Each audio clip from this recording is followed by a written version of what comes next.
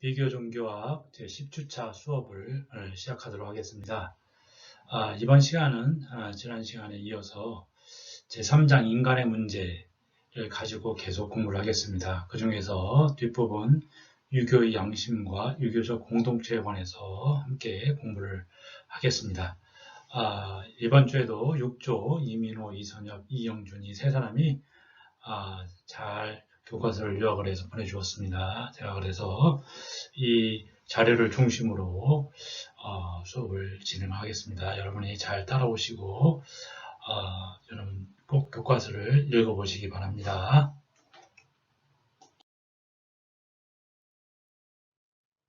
자, 유교의 양심, 유교적 공동체, 결론 이렇게 구성되어 있습니다.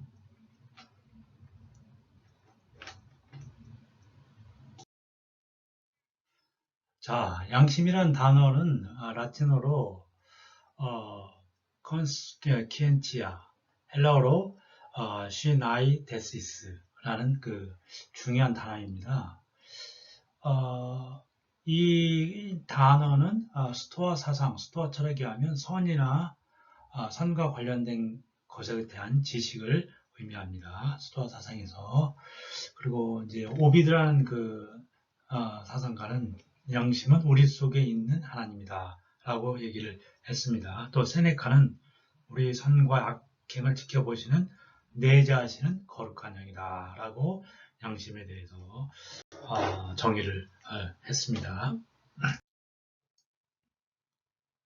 자, 유교의 가르침에서는 항상 이 양심이 나오는데 그 양심은 뭐냐면 도덕적 식별의 내적 능력으로서의 인간 품성, 그러니까 도덕적으로 옳고 그런 거를 잘 이렇게 분별할 수 있는 내적 능력인데 그것이 바로 인간 안에 갖춰져 있는 하나의 품성이다. 이렇게 이제 유교에서는 얘기를 했다는 겁니다.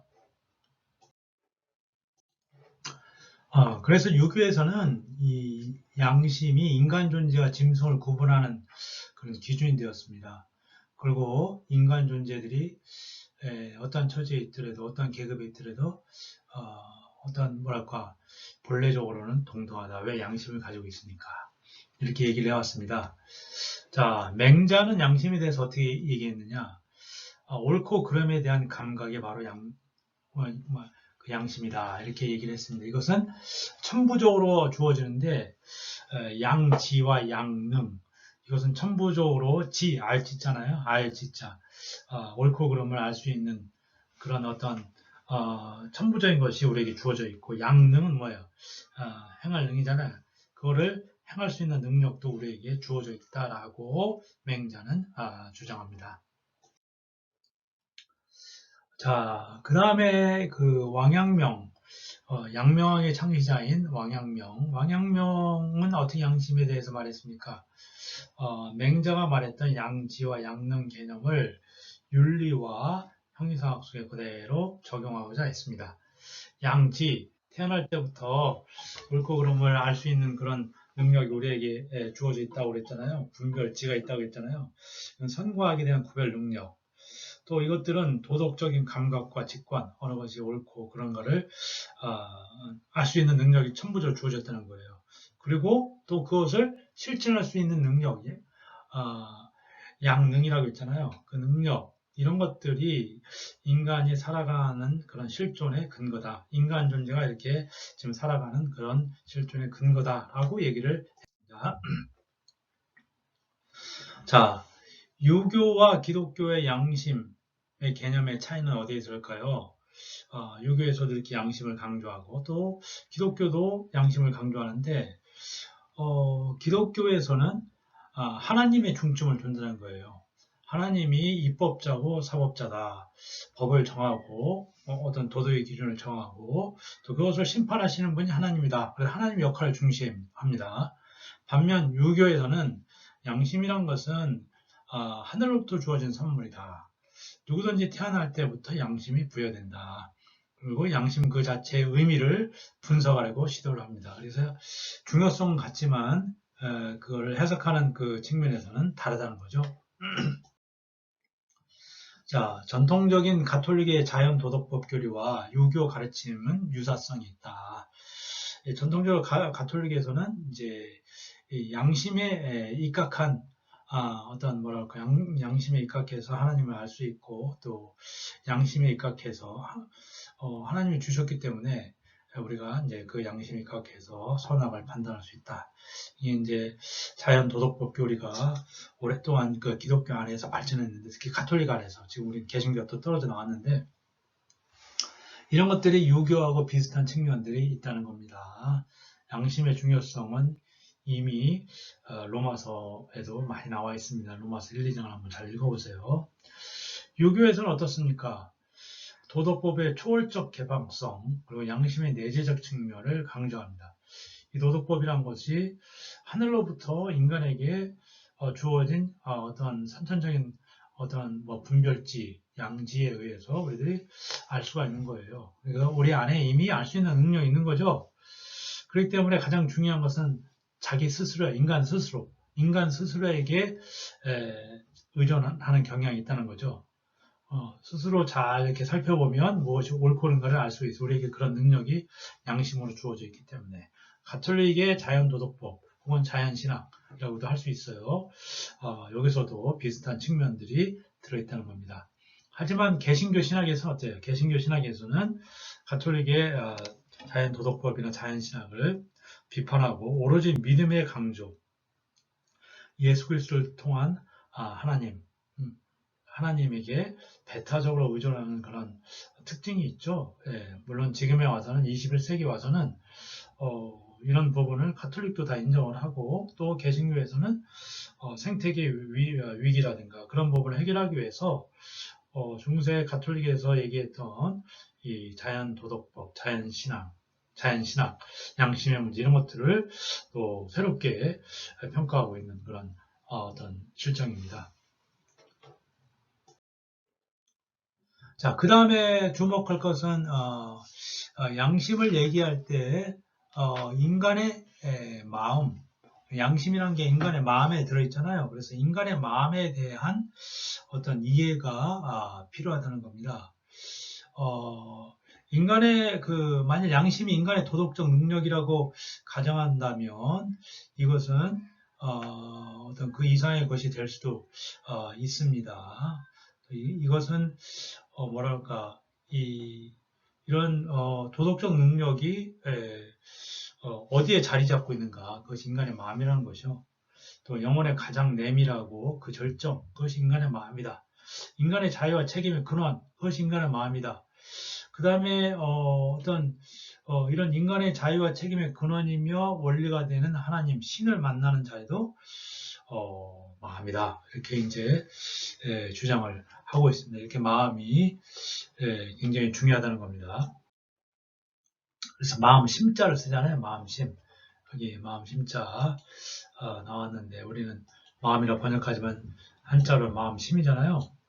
원래 마음이란 것은 마음이나 심정을 의미하고 또 인식과 판단 행위 플러스 의지와 감정을 포괄하는 그런 개념이 마음입니다. 그 안에 옳고 그름을 구분하고 그 판단에 적합한 행위를 수반하는 그런 어떤 양심의 기능이 마음에 들어있다는 거죠.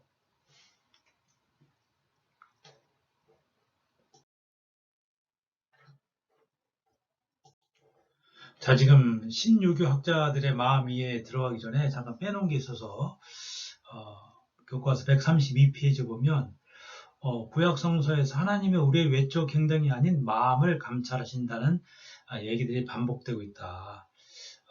유명한 에스겔서 11장 19절에 보면 내가 그들에게 새로운 마음을 준다. 산상수훈에서 마음이 가난한 자는 복이 있다. 마태복음 5장 8절. 또 로마서 2장 5절에 마음의 할례를 받아라. 또 빌립보서 2장 5절에 내 안에 있는 예수 그리스도의 마음을 품으라. 회개하고 하나님께 돌아가는 것. 이것들이 이제 마음의 변화. 이렇게 기독교에서도 우리 신구약 성서를 통해서 마음의 중요성을 강조하고 있다는 겁니다. 이 마음에 대해서 신유교 학자들은 어떻게 하는가? 본성과 신감정을 다스리는 것.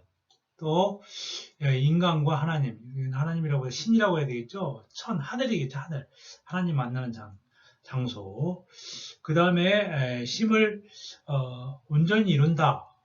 온전히 이룬다는 것은 인간의 본성을 이해하고 또 본성을 이해한다는 것은 하늘을 아는 거다. 이 심이란 것은, 마음이란 것은 하늘로부터 주어지고 다시 하늘로 우리를 인도한다. 그리고 인간과 하늘의 하나됨에 대한 상징이자 실제가 마음이라는 겁니다. 또 마음은 자기 자신과의 일치를 위한 근거고, 또 유교에서 말하는 인간은 자신의 마음 안에서 하나가 되는 자신을 자각하는 것. 이런 것들은 자신과의 투쟁 속에 있는 이원론자와는 다릅니다. 마음 안에서 어떤 뭐랄까 우주의 이치를 깨닫는 거죠. 예, 도를 깨우치는 거죠. 마음 안에. 예, 따로 있는 게 아니라 나와 그 어떤 우주의 이치, 어떤 본성이 하나가 되는 거죠. 이거는 이제 우리 기독교에서는 로마서에 보면 바울이 두 가지 어떤 경향을 가지고 이렇게 갈등하는 게 나오잖아요. 육체적인 경향, 그 다음에 하나님의 뜻을 따르는 영적인 경향. 그런 어떤 갈등하는 모습이 이렇게 보이는데 유교에서는 그런 어떤 이원론적인 그런 갈등하는 모습은 없다는 얘기입니다. 자, 그 다음에 이제 하늘이라는 단어가 또 나오는데 유교에서 하늘 천자를 썼죠. 하늘은 무엇을 의미하느냐? 전에도 말했듯이 마음을 하늘로부터 받잖아요. 양심도 하늘로부터 받고 이렇게 생명과 인간성의 부여자가 하늘이다. 그 다음에 그러므로 하늘의 선물들을 소중히 생각해야 되고 이를 완전히 이루기까지 끊임없이 노력을 해야 된다는 게 이런 유교의 입장입니다. 그렇기 때문에 뭐 영혼 불멸설이라든지 이런 것들은 이제 유교에서는 해당되지 않습니다. 자, 그 다음에 혼과 백이라는 단어가 또 등장하는데 혼과 백은 마음보다는 덜 중요한 개념입니다. 이거는 사서 중에서도 잘 나타나지 않습니다.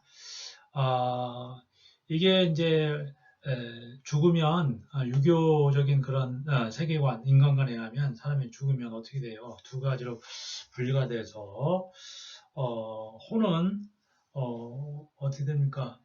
날아가고 저 하늘을 향해서 날아가고 백은 이 땅 속에 이렇게 흩어지잖아요. 예. 그래서 이게 이제 유교적인 어떤 인간관인데 민간 신앙에서는 혼은 고귀한 정령으로 하늘로 올라가고 백은 저급한 영으로 땅에 이렇게 땅에 묻혀진다. 땅에 이렇게 뿌려진다. 이렇게 생각을 했습니다. 그래서 혼은 어떤 의식적인 활동, 백은 구체적인 형태를 띈 것. 혼은 하늘로 사라지니까 보이지 않잖아요. 백은 땅에 흙과 같은 그런 어떤 것으로서 기에 해당되는 거죠. 이게 다시 죽으면 땅속으로 이렇게 흩어진다는 얘기입니다. 그 때문에 뭐 이런 개념들이 등장하는데 이것들이 유교적인 인간을 이해하는데 이제 도움이 되는 개념이죠. 신보다 더 중요하다. 사실 이런 단어들을 우리 일상생활 속에서 많이 쓰잖아요. 예를 들어서 혼비백산한다. 혼비백산하듯이 도망갔다. 이건 뭐예요? 사람이 죽으면 이렇게 혼과 백으로 나눠져서 혼은 하늘로, 백은 땅으로 이렇게 바로 그냥 사라진다는 그 뜻인데 그 뜻을 일상 용어 속에서 사용해서 혼비백산하듯이 그냥 막 뒤도 안 쳐다보고 도망간 그런 상태를 얘기하잖아요. 이렇게 이런 유교적인 그런 개념들, 단어들이 우리 생활 속에 이미 들어와 있습니다. 제사식과 관련됐다는 거. 아까 민간신앙에서는 이제 혼은 고귀한 정령이고 백은 저급한 영이기 때문에 땅에 있다. 하늘과 땅으로 이렇게 나눠진다는 거죠. 예.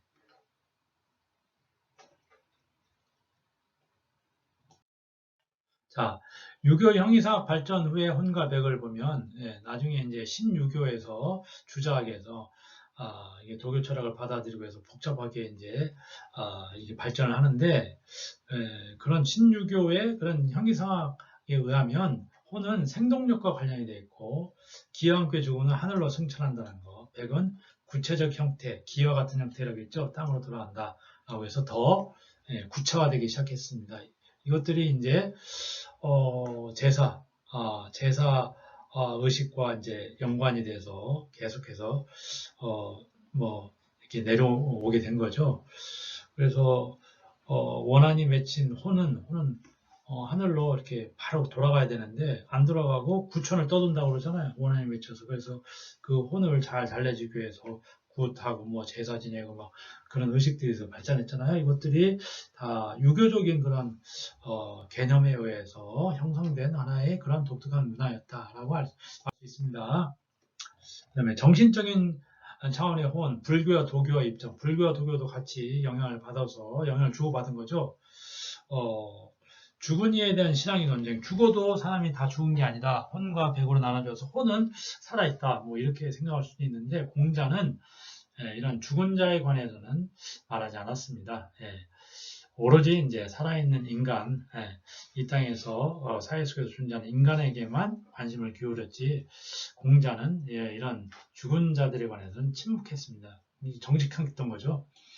불교는 인간의 영원 불멸을 부정했습니다. 그거보다도 끊임없는 수레바퀴 같은 그런 뭐랄까 윤회로 다시 이제 태어나고 또 죽고 태어나고 하는 그런 세계관을 갖고 있기 때문에 한 상태로 한 어떤 이 땅에 태어난 그런 인간의 상태가 계속 영원 불멸이다 그런 건 아니죠. 도교에서는 자신들의 스승 및 유교의 성인은 영생한다, 영생 불사를 또 얘기했죠. 그래서 또 그런 인물을 이제 신선이라고 이렇게 얘기를 했죠. 도교 각 종교에서 이렇게 다르게 서로 개념들을 이런 정신 자원의 혼에 관한 개념들을 다르게 이제 발전시켰다는 거. 유교에서는 죽은 다음에는 공자의 경우 그 관심을 기울이지 않았다는 겁니다. 자, 유교에서는 죽은 이에 대한 추모 유관 전통이 있죠. 그게 뭐예요? 제사죠, 제사. 그리고 상제 및 하늘과 친밀한 교제가 존재해 왔습니다. 그러니까 하늘에 계신 어떤 그런 절대자, 우리와 같은 유일신 아니지만 하늘과의 관계에 민심이 천심이다. 그랬잖아요. 맹자가. 그래 민심이 곧 하늘의 소리, 백성들의 마음이 하늘의 마음이기 때문에 백성들의 마음이 군주, 임금에게서 떠나 버리면 어떻게 돼요? 그 임금을 새로 바꿔야 된다로까지 이제 얘기를 고대시에 했던 겁니다. 굉장히 혁명적인 얘기도 했는데, 그 다음에 인격적 불멸성에 대한 일련의 초기 신앙 형태가 있었습니다. 그리고 죽은 자의 영생이란 것은 개인적, 업적, 교훈, 덕목의 불멸성으로만 구성된다는 거. 어떻게 업적을 쌓았는가, 그 사람에게서 배울 교훈이 뭔가, 얼마나 덕스러웠나, 이런 사람들은 죽었어도 길이길이 기리는 거죠. 이런 식으로만 유교에서는 길었지 이렇게 불멸한다 그런 어떤 생각은 없었다는 겁니다. 자, 인간은 유교에서 볼 때 인간은 자신의 내면과 삶에 있어서 한 가지 덕목의 실천만을 요구합니다. 한 가지 덕목의 실천. 그게 뭐예요? 인이죠. 어질인. 가장 중요한 덕목이 유교에서 인이라는 거 여러분 기억하길 바랍니다. 여기 나오죠. 우주적 덕목으로서의 인.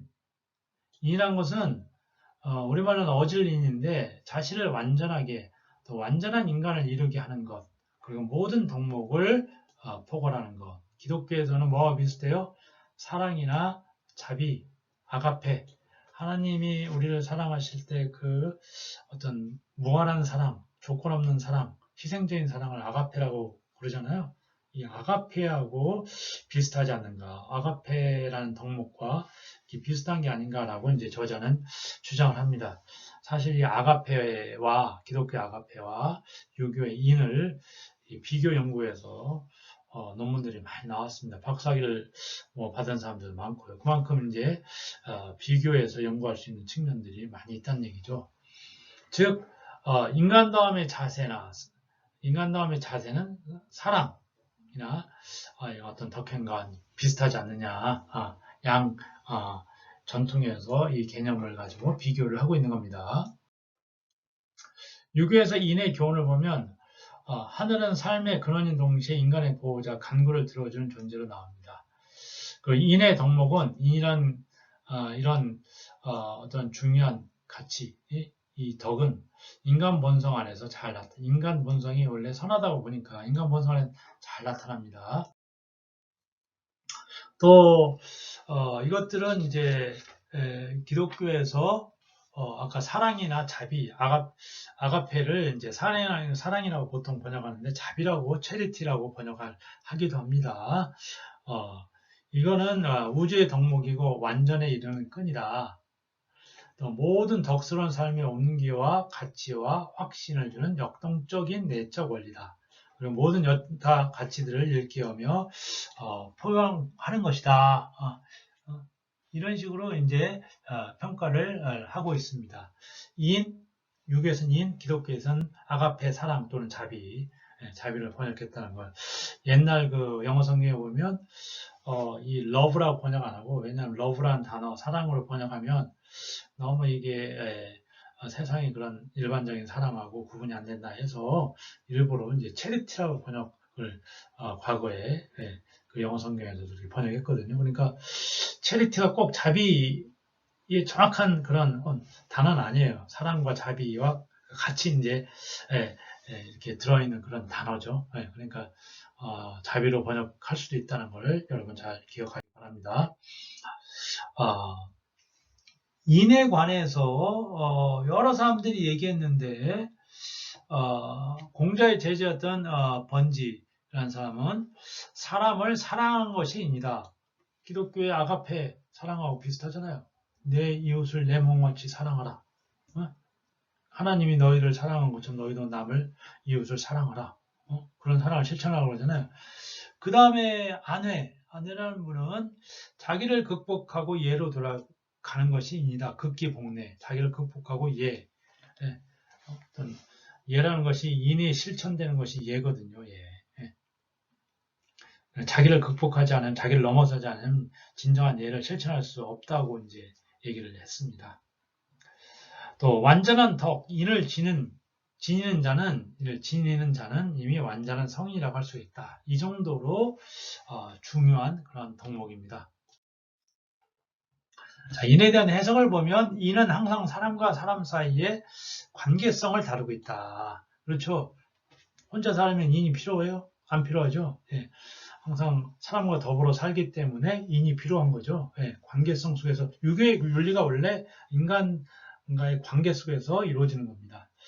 여기에 또 이제 충과 서와 예가 나오는데 이런 것들은 다 인간 삶의 근본 자세고 인간 감정의 근거, 애정과 사랑으로 이제 해석할 수 있다는 거죠. 여기 보면 이 예와 관계되어 있다는 것, 충이란 것은 이렇게 충실한 태도, 여러분 충성만 생각하지 말고 이렇게 너그럽게 이렇게 용서할 수 있는 그런 자세. 예는 항상 인간과의 관계 속에서 갖춰야 될 어떤 기본 자세죠. 이런 것들이 인이 이렇게 표현되는 구체적인 그런 덕목들이란 겁니다. 또 인의 뿌리는 부모와 자녀 간의 관계나 형제에서 시작된다는 거. 부모와 자녀. 부모는 자녀를 사랑해야 되고 자녀는 부모를 어떻게 해야 돼요? 공경해야 되죠. 또 형제 간에는 우애가 있어야 된다고요. 거기다 애도 사랑입니다. 이는 부모와 자녀, 형제 간에 존재하는 이런 관계들, 이상적인 관계들을 밑받침하고 있는 것은 바로 인이라는 거죠. 자, 유교에서 또 인에 대한 어떤 해석을 보면 단계적 사랑이나 타산적 사랑이 아니고 인간의 정서와 책임의 감정에 근거해. 그냥 감정적인 사랑, 세상에서 많이 하고 있는 에로스 사랑이잖아요. 그 사랑도 중요하지만 늘 책임이 따르는 게 유교에서 말하는 인입니다. 느낌이며 동시에 덕목이라는 것도 실행해야 된다는 거. 인간 존재가 지닐 수 있는 최상의 성품이란 겁니다. 그 다음에 이제 보편적 도덕으로서의 인. 공자의 죽음 이후에 인에 대한 이해는 계속 이어졌고 해석이 여러 가지로 다양하게 이루어졌습니다. 송나라의 철학자들이 등장하면서 송나라 이후에는 뭐예요? 주작, 신유교가 발전하잖아요. 의미가 더 다양해졌습니다. 그러면서 어떻게 했어요?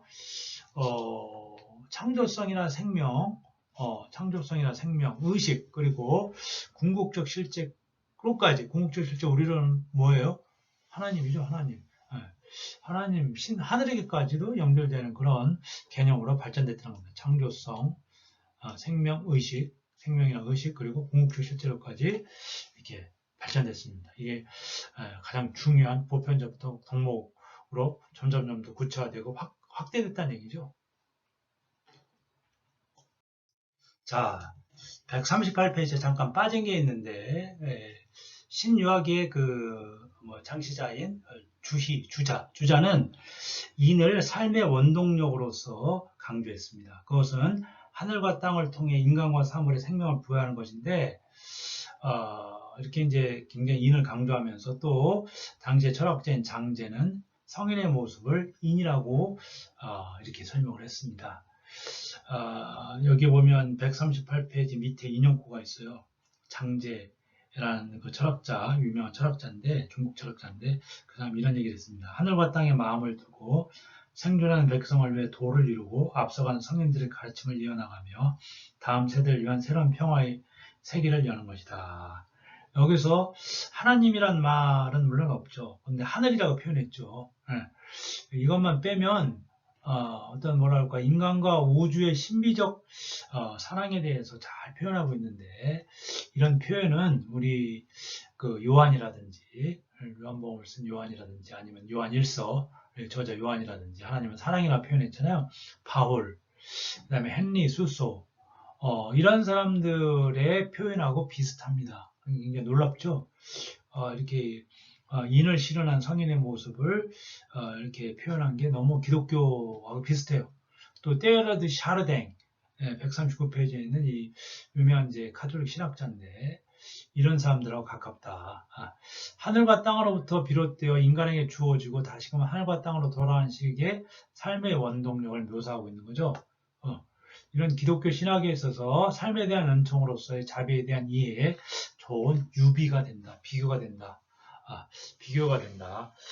라고 이렇게 얘기하고 있습니다. 굉장히 중요한 얘기인데 계속 이어져요. 인과 인자에 대한 이해는 우리로 하여금 천인합일의 이해를 가능하게 해준다. 인자는 뭐예요? 인한 만물과 일체가 되고 의로움이나 이해, 진실, 지식 등의 덕목이 모두 어떤 인의 표현이라고 한다. 하늘과 인간이 합일된 어떤 상태, 그걸 인을 실천한 자, 인간 중심인 마음이 이런 연합의 장소가 되는 거죠. 하늘과 땅으로부터 비롯해 인간에게 주어지고 다시금 하늘과 땅으로 돌아가는 삶의 원동력에 대한 묘사. 좀 전에 내가 얘기했던 걸 다시 여기다 써놨네. 기독교 신학에 있어서 삶에 대한 은총으로서의 자비에 대한 좋은 유비가 되고 있는데 이 근거가 아까 누구라고 했어요? 장제라고 얘기했죠. 인한 덕목 그 자체고 인자는 그 인을 이렇게 실천하는 자. 인이 어떤 삶의 어떤 뭐랄까 기본이 된 자. 그러니까 하늘과 땅으로부터 인이 주어졌는데 다시 하늘과 땅으로 돌아가는 거예요. 인을 통해서 그 근본으로 돌아가는 거죠. 뭐예요? 은총으로서의 자비, 기독교 신앙이 뭐야? 하나님으로부터 왔다가 하나님으로부터 다시 돌아가는 것을 우리 기독교에서는 항상 얘기하잖아요. 하나님이 우리를 땅에 보내셔서 다시 우리가 죽으면 하나님께로 간다. 마찬가지란 거죠. 인이란 것을 이렇게 우주적이고 보편적인 동목으로 얘기하니까 하늘로부터 주어진 거고 다시 그걸 실현함으로써 하늘로 돌아가는 거죠. 유비 비슷한 면이 있다라고 보는 겁니다. 자, 인과 인자에 대한 이해는 여기 천인합일, 하늘과 인간이 하나가 되는 이해를 가능해 준다. 우리는 하나님으로부터 와서 하나님으로 돌아가는 그런 어떠한 뭐랄까 기독교적 이해하고도 비슷하다라고 얘기를 했습니다. 자, 두 번째로 우리가 살펴봐야 될 단어는 유교적 공동체, 유교적 공동체라는 겁니다. 자, 유교에서 인간은 이원론자가 아닙니다. 자신에 대해 분열되어 있지 않고 타인에 대한 사랑도 강제적인 것이 아닙니다. 늘 공동체와 타인에 대한 책임에 심한 감정을 갖고 있습니다. 하늘의 명령에 의해서 그러니까 하늘은 천이지 천. 자신과 가장 밀접하게 있는 사람들 깊이 사랑하는 거죠. 그리고 친구, 사회, 세상 만물로 이 사랑을 열포하는 게 이제 유교라는 겁니다. 유교는 이런 어떤 공동체성을 많이 강조해요. 그래서 이제 서구에서 개인주의가 자꾸 발달하니까 그에 대한 개인주의를 극복할 수 있는 대안으로 이런 동양 종교, 특히 유교에서 이런 어떤 공동체성, 공동체윤리를 배우려고 하는 겁니다. 시대에 맞게 이제 재해석해야 되겠죠. 자, 5가지 관계들 한자를 빼놨는데 그걸 뭐라고 해요? 오륜이라고 하죠. 오륜. 삼강오륜이라고 얘기하잖아요. 그 중에 먼저 오륜. 5가지 윤리, 5가지 어떤 기본 윤리, 기본 관계라는 얘기인데 유교에서는 인간 사회를 개인적 관계성이나 거기서 비롯된 윤리적 책임들로 파악하고 있습니다.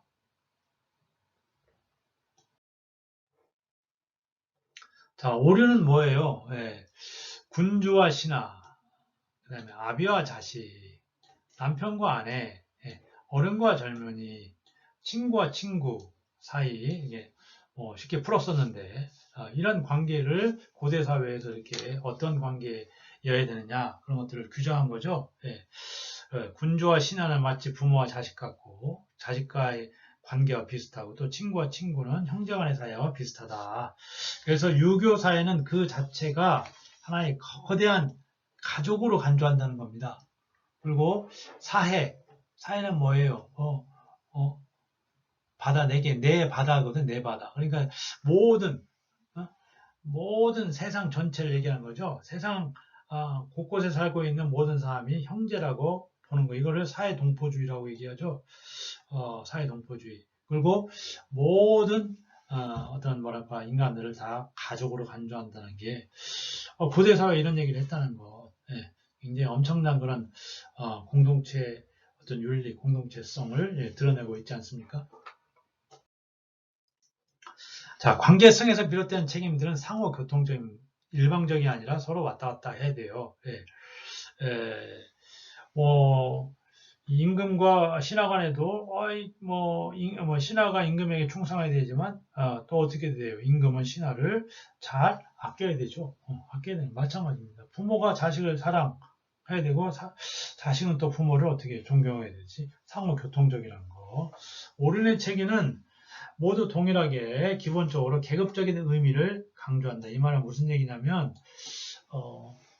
기존의 질서를 허물라고는 안 했습니다. 기존의 질서를 잘 유지하면서 하나의 어떤 평화를 이뤄 나가는 거예요. 그러니까 이런 것들이 이제 또 비판의 소지가 있겠죠. 잘못된 질서는 바꿔야 되는데 왜 잘못된 질서도 이런 어떤 윤리적인 측면까지 드러내면 강조하면서 그대로 고수하려고 하느냐? 그렇기 때문에 이제 현대 와서는 재해석이 필요하다는 얘기죠. 지금은 임금 있는 세계가 아니잖아요. 민주주의 세계잖아요. 그러니까 이런 윤리들을 새롭게 이제 해석을 한다는 겁니다. 그리고 진정한 수평적 관계는 친구와의 관계에서 이제 드러난다. 우정이라고 얘기하죠. 우정. 벗 사이에는 우정이 있어야 되는데 그거는 진짜 수평적인 관계죠. 그렇지만 임금과 그 신하 그런 건 수평 관계가 아니잖아요. 계급적인 관계잖아요. 그 연장제에 대한 존경은 일찍이 이렇게 오래전서부터 어떤 이렇게 동양 문화권 안에 발달되어 있던 그런 문화인데 특히 유교에서 발전시킨 겁니다. 우리나라도 아직까지 연장자에 대한 존경, 노인에 대한 존경을 많이 이렇게 표현하고 있잖아요. 원로로서 존중하잖아요. 그래서 뭐 버스나 지하철 타고 가다가 나이 드신 노인들이 타면 자리를 양보하잖아요. 그 연장자에 대한 존경이 이런 개념인 그런 어떤 윤리인데 그게 이런 오륜, 유교에서 말하는 오륜에서 비롯된 겁니다. 또 가정은 뭐예요? 언제나 유교적인 삶과 윤리의 중심이죠. 세상 모두가 다 가족인데 그러기 위해서 그런 가족 형태가 가장 구체화된 게 내가 속해 있는 가정이죠, 가정. 네, 네, 가정. 여기서 먼저 유교적인 삶과 윤리를 잘 실천할 수 있어야 된다라고 가르칩니다. 가족 생활 자체는 윤리적 체계에서만이 아니라 종교철학적 면에서도 유교 자체의 본질입니다.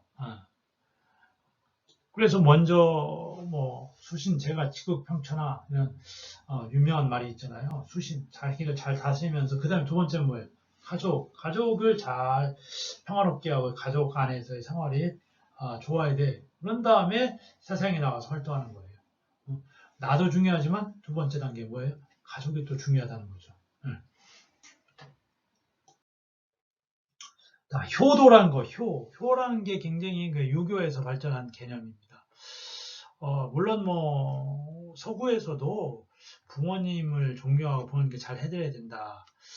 그런 어떤 생각은 다 있어요. 그런 전통들이 있는데 이렇게 지극정성으로 부모를 이렇게 모시고 효도해야 된다. 그거는 이제 동양에서도 강한데 유교적인 전통에서 비롯됐다는 거예요. 우리 사회도 역시 이 효라는 그런 개념을 빼버리면 한국 사회는 무너지고 말 겁니다. 지금 그죠? 효 얼마나 중요해요. 모든 유교적 덕목에 우선한다. 우선한다. 그리고 성숙한 자녀들이 부모를 이렇게 잘 떠받드는 거죠. 잘 이렇게 모시고 보살피고 부모님이 나이가 들면 그 부모님들을 잘 모셔야 된다. 물론 지금 21세기 와서는 이런 생각들이 많이 바뀌어서 노년의 부모들은 뭐 자녀들이 다 책임지는 게 아니라 스스로 잘 이렇게 준비를 하고 또 뭐예요? 부족한 부분은 국가, 나라가 이런 그 노인들의 문제를 책임져야 돼. 노인들의 복지를 책임져야 된다고 좀 바뀌고 있습니다. 근데 유교에서는 원래 자녀들이 이렇게 노년의 부모들을 보호하고 잘 모셔야 돼요. 그리고 돌아가신 다음에도 3년 동안 상을 지켰잖아요. 제사를 지냈잖아요. 3년 동안 그 옆에 살면서 모든 일상적인 일을 중단하고 그 정도로 부모에 대한 그런 또 존경의식이 강했다는 거죠. 효가 강했다는 거죠. 또 강인한 가족 및 혈연관계. 그래서 친척들 간의 상호 부조가 발달했다는 거. 이게 이제 좋은 측면도 있고 또 부정적인 측면들은 뭐예요? 자기 가족만, 자기 혈족만, 자기 시족만 챙긴다는 거. 이런 것들이 이제 현대사회, 민주사회에 와서는 조금 여러 가지 부정적으로 이렇게 작용할 수도 있습니다. 또 가족적 차원에서 동일한 조상의 말에서 온 사람들, 같은 성을 가진 사람들, 뭐 지금도 시골 같은 데 가보면 무슨 성씨, 집성촌 해가지고 같은 성, 같은 어디 무슨 성씨, 전주시 예를 들어서 무슨 뭐 어디 뭐 본이 있잖아요, 본. 그 본이 같은 사람들, 성뿐만 아니라 그런 사람들이 모여 사는 곳이 있어요. 그리고 선산이 있어서 조상들의 묘를 그 산에다가 이렇게 다 이렇게 모시고 같이 제사 지내는 그런 집성촌들이 아직도 많이 남아 있는데 이게 다 이제 유교적인 전통에 의해서 비롯된 거란 겁니다. 자, 제사라는 거는 수세기를 거쳐 효도와 어떤 가족적 충성의 정서를 강화하기 위해서 들여온 겁니다. 그렇기 때문에 이런 가족들 간의 결속, 통합, 또 안정적 요소로 작용해왔던 거죠. 제사를 우리나라에서는 이제 기독교가 들여온 이후로 이제 카톨릭부터 시작해서 충돌을 많이 빚었는데 이제 제사를 이제 어떤 우상 숭배, 신을 숭배하는 게 아니냐 그렇게 간주를 한 나머지 충돌을 일으키고 갈등을 일으키고 이제 박해를 했는데 원래 이제 유교에서는 유교의 독특한 그 인간관, 혼과 백이 이렇게 나눠지는 거 그런 독특한 우주관, 인간관이 있어요. 근데 이제 원래 목적은 이런 또 가족적 충성의 정서 이런 것들을 강화하기 위해서 필요로 했던 하나의 가족 의례였다는 거예요. 의례. 가족 의례를 통해서 가족을 어떤 같은 그런 조상, 같은 어떤 부모, 할아버지, 뭐 부모, 밑에 있는 가족이다라고 해서 서로 결속을 시키고 또 통합을 하고 잘 안정적으로 살아갈 수 있도록 하게끔 만드는 게 제사였다는 거죠. 그리고 그 이전에 어떤 부족적이고 중국적인 혈족 체계를 구성하는 데 필요한 하나의 중요한 어떤 의례였습니다. 의례.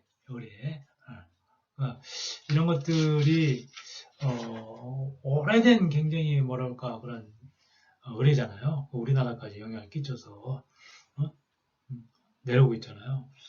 물론 뭐 기독교인들은 개신교인들은 지금 우리 한국 개신교는 선교사들이 가르쳐준 대로 제사를 안 지냅니다. 그런데 물론 가톨릭은 다시 하나의 이런 가족 의례로 보고 받아들였는데 그럼에도 불구하고 우리는 뭐예요? 추도 예배는 있죠. 추도 예배. 그게 이제 개신교식으로 받아들인 하나의 제사죠. 제사는 아니지만 예배로 해서 조상을 기억하고 같이 기도하죠. 예. 자, 동중서의 3강에 의하면 세 가지의 어떤 굉장히 그 중요한 그런 윤리란 얘기인데 상호적인 의무와 책임이 계속 요구되고 있습니다. 이건 지금 유교적인 공동체를 구성해 나가는 하나의 윤리적인 그런 개념들을 우리가 얘기하고 있는 겁니다. 윗사람은 권리 행사, 아랫사람은 의무에 편중되어 있다. 당시 고대 사회였으니까 그래요. 지금 한나라 때 국가 철학으로서 음양 철학, 또 국가 정책으로서의 권위와 복종이라는 법과적 인식을 그대로 드러내고 있다라고 이제 평가를 하고 있죠. 법과란 건 뭐예요? 강력한 법을 중심으로 사람들을 다스려야 된다. 법을 안 지키면 철저히 응징을 하고 벌을 줘야 돼. 그러니까 여기에서는 법을 중심으로 한 법을 바탕으로 한 어떤 국가의 권위, 왕의 권위가 강조되던 시절이었어요. 이런 때에 어떤 삼강 오륜에서 삼강 세 가지 윤리가 나왔다는 것은 그런 질서를 유지하는 하나의 윤리죠. 군주와 신하, 부인과 남편, 부모와 자식 이런 것들 어떤 뭐랄까 이런 관계에서 필요한 윤리들을 이제 얘기를 한 거죠. 아까 삼강오륜이 서로 연결이 되고 있고 또 우리나라에서는 조선시대의 사회를 지탱하는 아주 중요한 윤리로 작용해 왔습니다. 자, 또 고대 중국에서 이제 음양 철학, 우주의 모든 만물은 이와 기로 구성되어 있는데 그것이 또 이 세상 속에서 구체적으로 이렇게 나타나는 형태가 음과 양의 어떤 결합된 형태로 나타나는 거거든요. 음과 양은 서로를 필요로 하는 거예요. 서로를 상호 보완적인 존재인데 이게 아주 독특한 하나의 동양 철학이라고 할 수가 있습니다. 우리도 태극기를 보면 음과 양으로 이렇게 돼 있잖아요. 가운데 태극이 이렇게 빨간 것과 파란 걸로 해서 음과 양을 이제 상징한 거거든요. 그럼 음양 철학이 유교적 사회 윤리로 이제 통합이 되면서 또 다른 유교적 휴머니즘으로 자리 잡게 됐습니다. 그리고 이것들은 이제 초월과 신적인 성격으로의 어떤 개방성을 이제 갖게 되었다라고 이제 저자는 이제 평가하고 있습니다. 동중서라는 그 철학자, 중국 철학자의 견해에 하면 천지인, 천은 하늘, 그죠? 하늘과 땅과 사람의 삼중적 형태를 통해서 천인합의를 구체화했다는 거예요.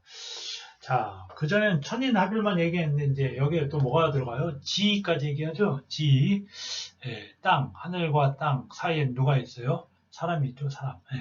이 천인합의, 이 삼중적 형태를 통해서 천인합의를 구체화했다는 겁니다. 그에 따르면 인간은 정신과 육체의 양면에서 하늘의 복사판이다.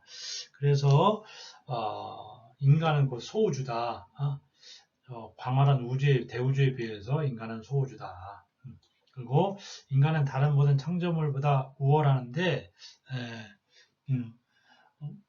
그렇기 때문에 인간은 천지인으로서 모든 사물의 근원이 된다. 하늘과 땅 사이에 살고 있는 존재가 인간이라는 거죠. 그것을 의식하며 사는 존재. 그래서 이렇게 얘기합니다. 이런 의미에서의 인간, 천지인은 모든 사물의 근원이 되고, 다시 말해서 이걸 어떻게 표현하냐면 하늘이 잉태하게 하고 땅이 자라게 하면 인간이 이를 성취한다.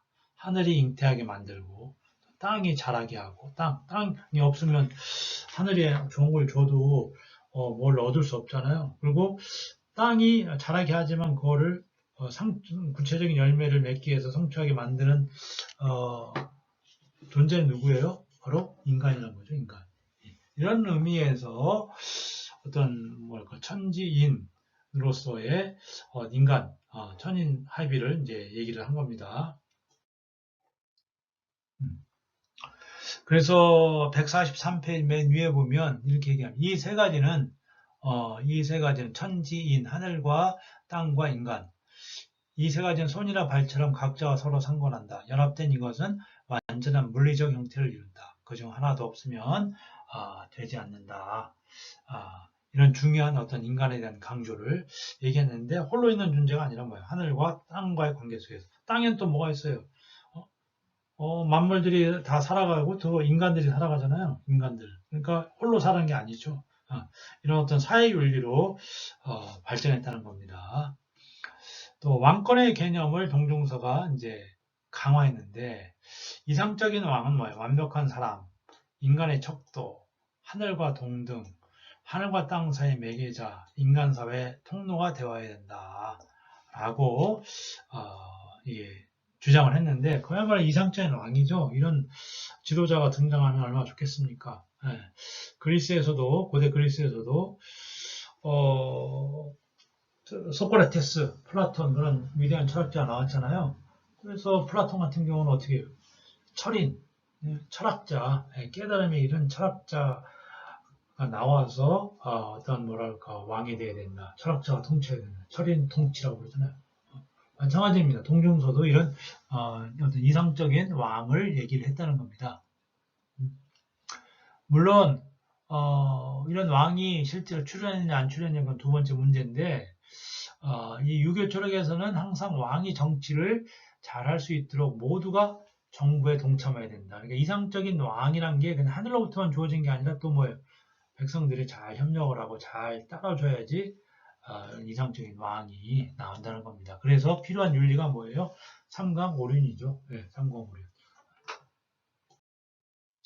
자, 유교적 공동체는 또 세계적 공동체고 인간의 공동체입니다. 그러니까 이게 굉장히 어떤 보편적인 그런 언어를 사용하는데 세계적 공동체다, 인간의 공동체다. 이제 이런 거를 얘기를 하면서 주체와 객체, 자아와 세계, 세계사의 구별을 뛰어넘는 인간과 삶의 종합적 태도에 대한 굳건한 신앙으로 진력해야 된다. 그래서 유교에서는 어떤 유교적 공동체를 이렇게 어떤 이상으로 제시한다는 겁니다. 자, 그 다음에 기독교 공동체를 이제 비교를 해야 될 텐데, 그 전에 한 가지 빠진 게 있어서 잠깐 보충을 하면, 앞장에서 유교적 공동체가 세계적 공동체고 인간의 공동체라고 얘기하잖아요. 이런 공동체가 이상적인 공동체인데, 이런 공동체를 만들기 위해서, 아까 얘기했듯이 수신제가 지구 평천화가 이루어져야 된다는 거예요. 수신, 자기를 잘 갈고 닦아서 완성하고, 제가 가정의 질서를 이루고, 치국, 국가와 세계 사이의 어떤 유기적 통일, 치국 평천화, 이렇게 됐을 때 유교적 공동체는 곧 뭐예요?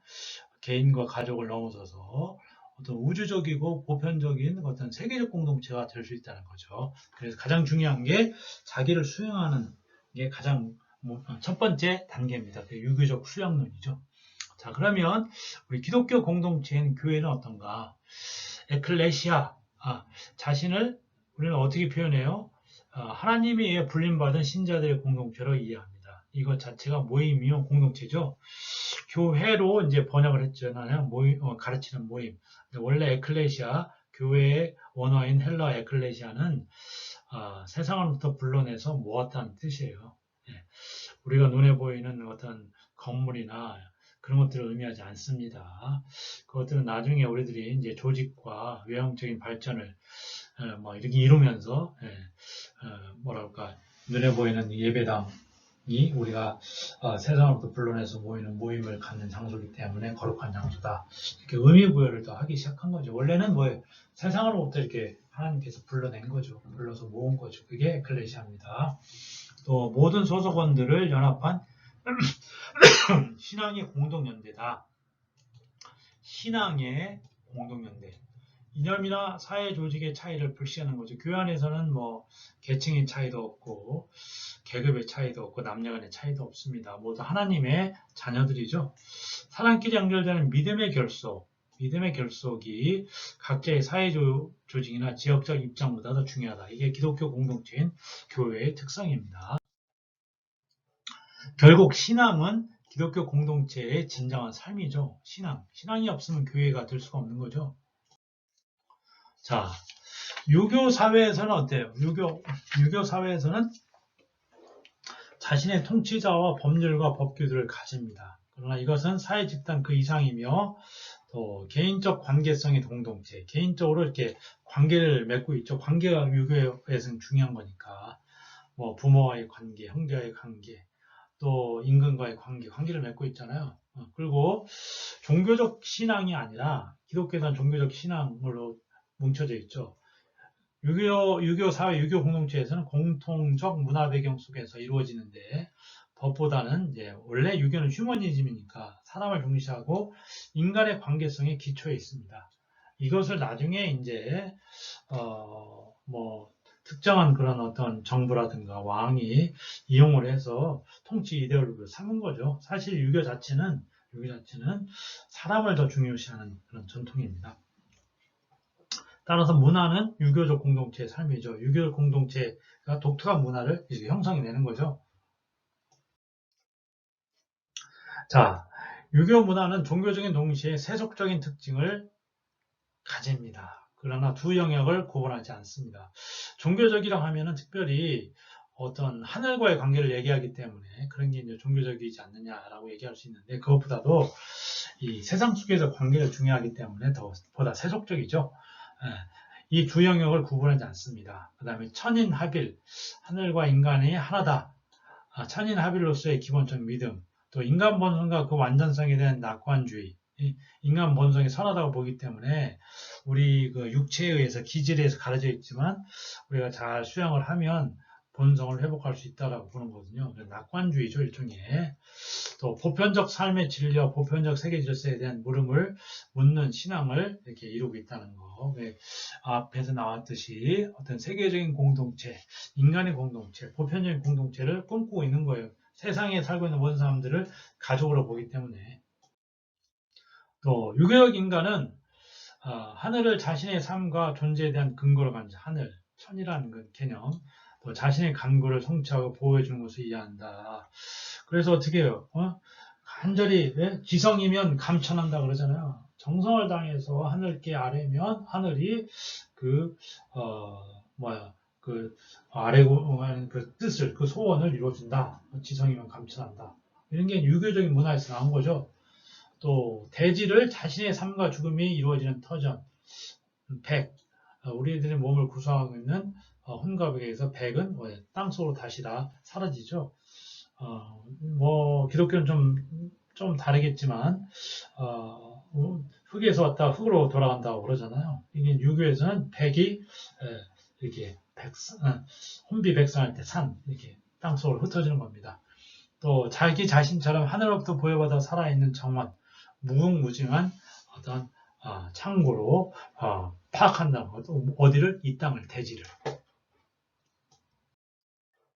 자, 유교적 인간은 또 자신의 하늘과 땅의 존재와 삶에 동참하는 존재를 이해하고 이런 어떤 공동 참여, 하늘과 땅, 그 다음에 여기에 참여하는 존재, 하늘로부터의 공동 근거를 통해 타자와의 관계가 형성된다는 거예요. 혼자 사는 게 아닙니다.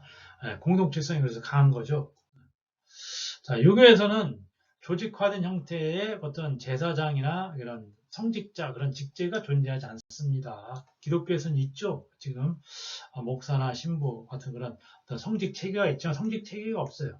그 대신 유교에서 말하는 황제는 하늘과 인간 사이를 매개하는 존재. 그래서 직접 황제가 이 백성들을 대표해서 이제 하늘의 제사를 지내고 있잖아요. 천재 단이라고 해서 중국에 있잖아요.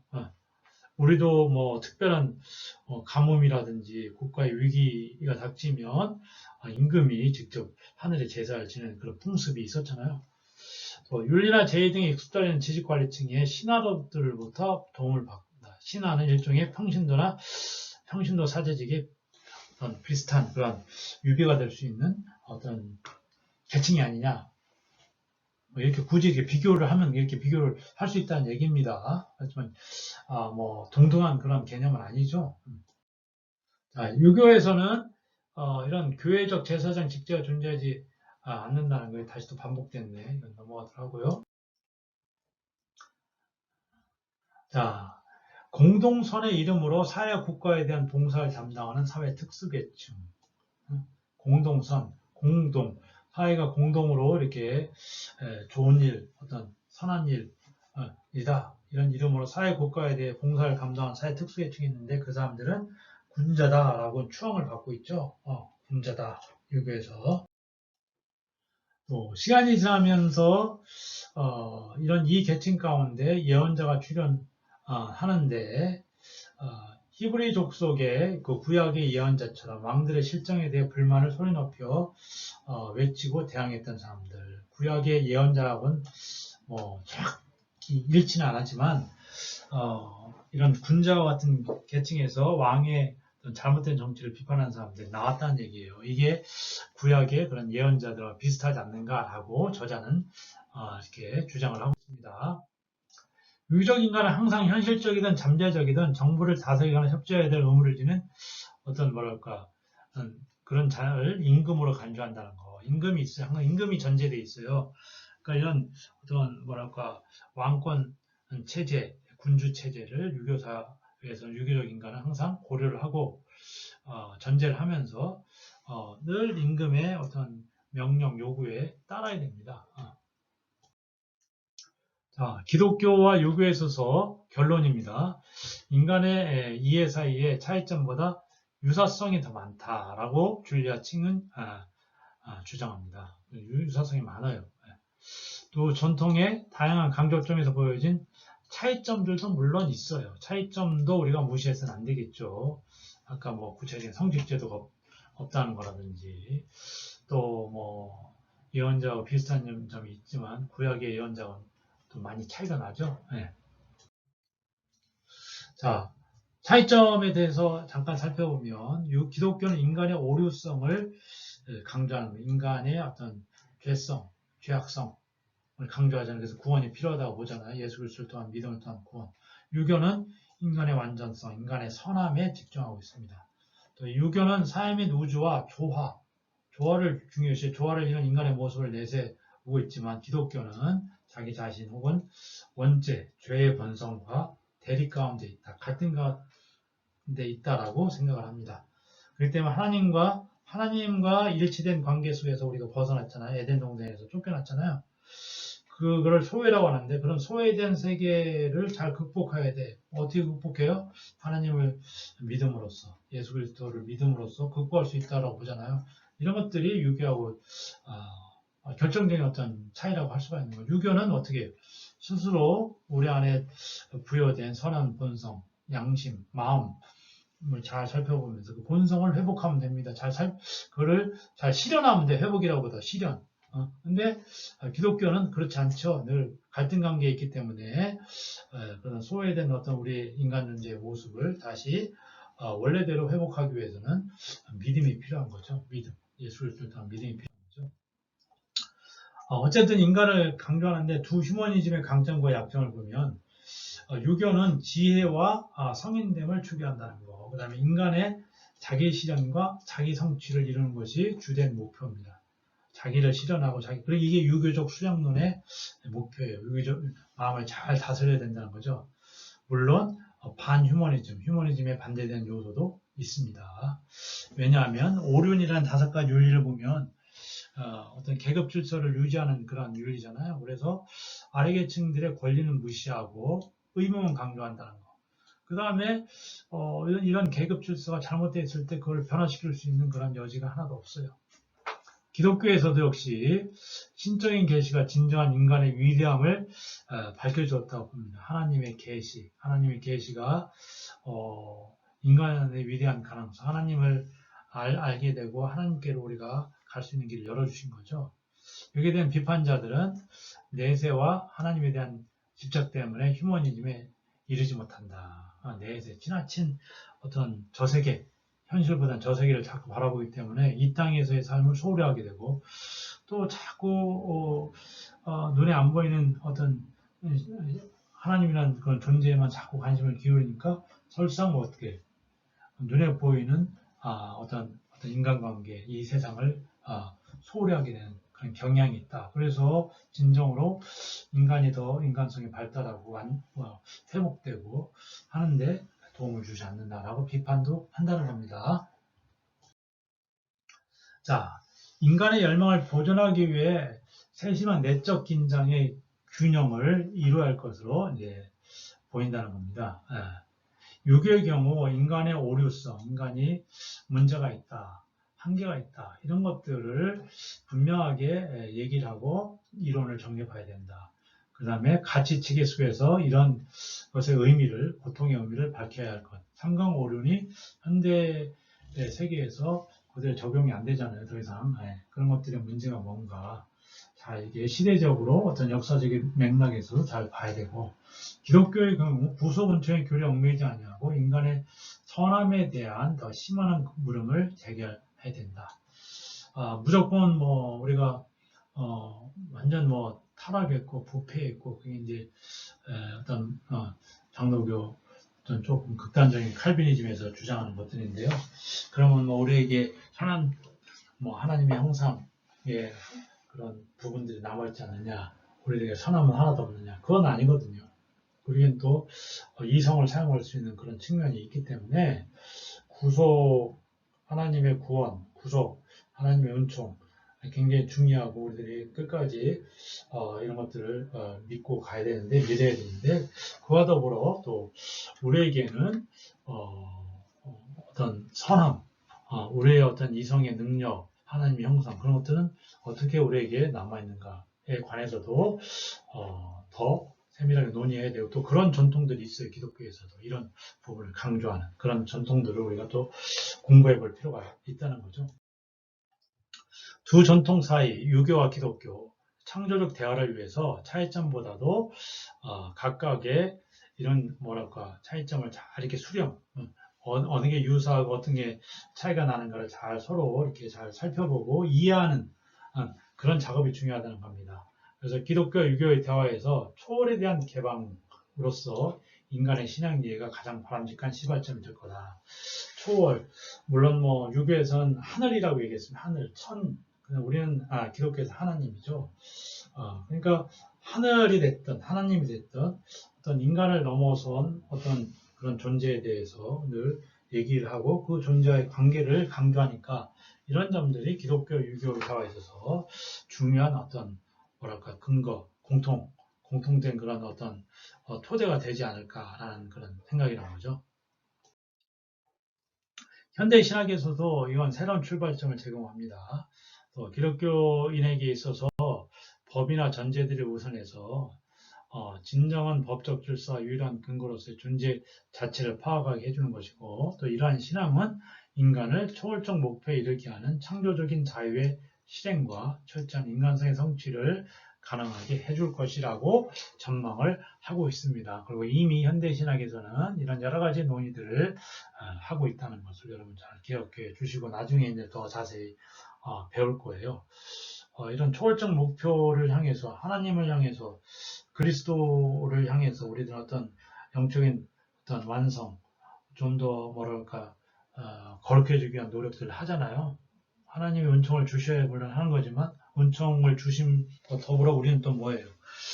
우리에게 필요한 또 노력이란 게 있잖아요. 인간의 의지로 받아들이고 인간의 의지로 하고자 하는 노력도 필요합니다. 이런 것들을 통해서 참된 구원이라고 표현하는데, 구원, 온전한 그런 어떤 구원을 성취하는 것, 거룩하게 되는 것, 그런 목표들을 성취할 수 있지 않을까. 이것들을 유교와의 대화 속에서도 얼마든지 우리가 그런 자극을 받을 수 있다는 얘기입니다. 자, 이상으로 마치겠습니다. 지금까지 여러분 같이 공부하느라고 수고 많았습니다. 또 교과서를 꼭 한번 읽어보세요. 감사합니다.